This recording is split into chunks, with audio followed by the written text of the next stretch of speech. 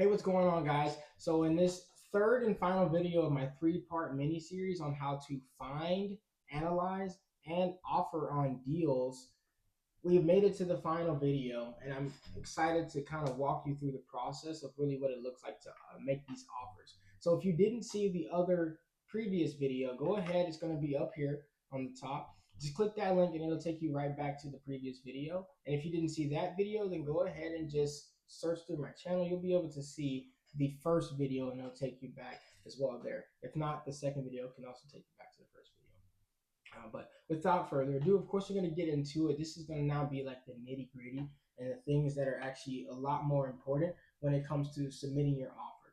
So things to keep in mind now that you've already finished the underwriting, you know exactly what's going on.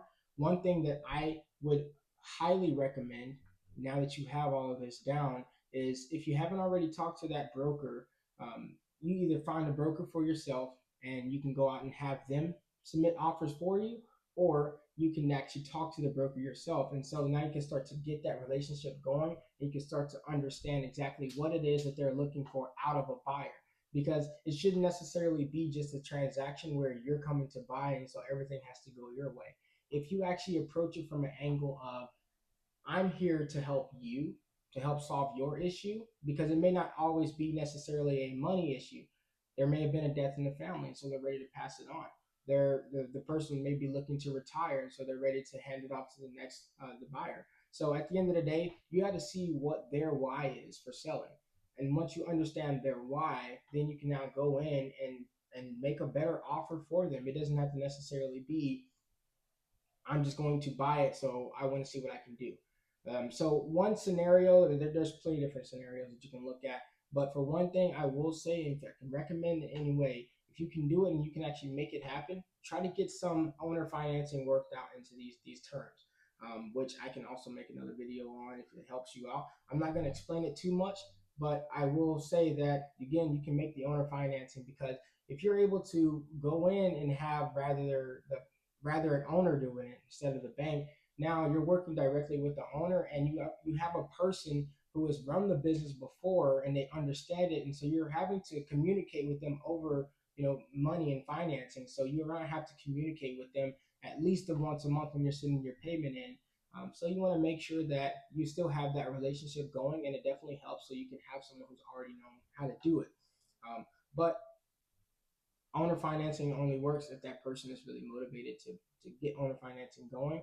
If you're working with a broker, there is a slight chance that the broker is already, prepped the owner, the seller, that they can have a clean sale, because brokers, can tend to be a little bit tricky, but they're always looking to sell outright and get whatever funds out of it, because they are representing someone, and they're going to make their sale or their commission on the sale. So keep those things in mind. If the broker is being pushy about owner financing, I wouldn't say it's the owner who doesn't want to do it. Sometimes it's the broker as well. So you gotta maybe have to get around the broker and see what you can do.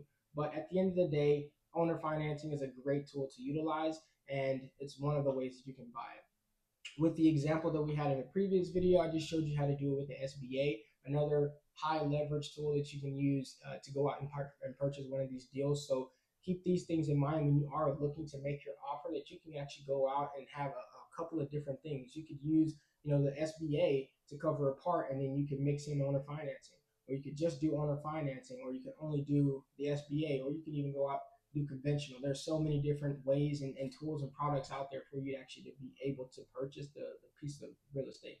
But at the end of the day, you're still going to go out and you're going to submit your offer. Now, the key things that you want to put in there, of course, is this is going to be what's called an LOI. On the LOI, you need to make sure that you have everything down to a T that pretty much outlines your terms on purchasing it. So you want to obviously have the price.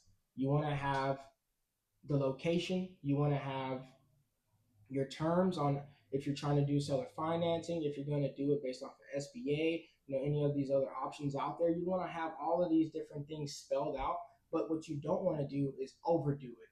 So your LOI is not the actual contract. Think of the LOI like asking a girl out on a date. You don't want to just tell her right up front, hey, this is what I'm looking at, from you. This is what I expect from you. you want to date her. You want to see what's going on. So your LOI is the date. You want to see what's going on, see if they want to entertain you, and your offer. If they like you after they see the LOI, they'll accept it, of course, and then you'll kind of move into the PSA, which is the purchase and sale agreement. That's the actual contract that says you're under contract. You're going to purchase this piece of real estate.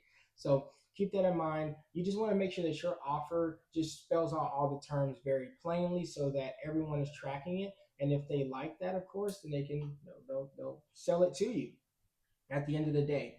But the goal is not just to submit offers left and right. Like you actually want to be able to back that up. So they're going to always ask, more than likely when you're working with a broker, they're going to ask for the proof of funds. So making sure that you're working with a lender to provide the proof of funds or some type of commitment letter or anything like that is going to actually help you out.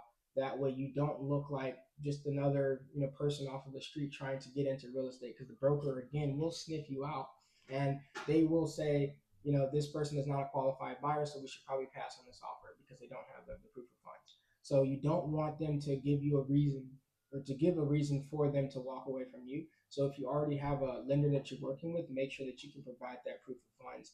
If not, it's still not necessarily a big deal, because you can still get the financing afterwards. That's actually the way that I would recommend you do, is still go get the financing, just work that into your due diligence period. So you could still get under contract without having the financing secured. Keep these things in mind. It definitely helps to have the financing if you already know what you're looking for and you know how to get it. And if you don't have it, again, totally fine. You can still submit the offer. You just want to sound realistic. You want to sound like a real offer that somebody would actually take. And the last thing I'm going to say on the offers is that you really do need to take into consideration the seller. If you can actually meet their need, then they're more than likely to accept your offer. So if you need the chance, maybe talk to the broker and say, hey, is it fine if I talk to the seller just to kind of see where they're going? That way you don't circumvent the broker. Or if there is no broker that is there in representation and you found this property, off market or anything like that, then you could just direct to seller and say, hey, I'm here to meet your need. How can I assist you, right? How can we get this deal going? So definitely want to make sure that you have that already worked out within the LOI, is that you are going to help them with their issue. And as long as you are able to solve someone else's problem, you're able to get that deal. All right, so this one was a really quick video. I did want to break down the offer process.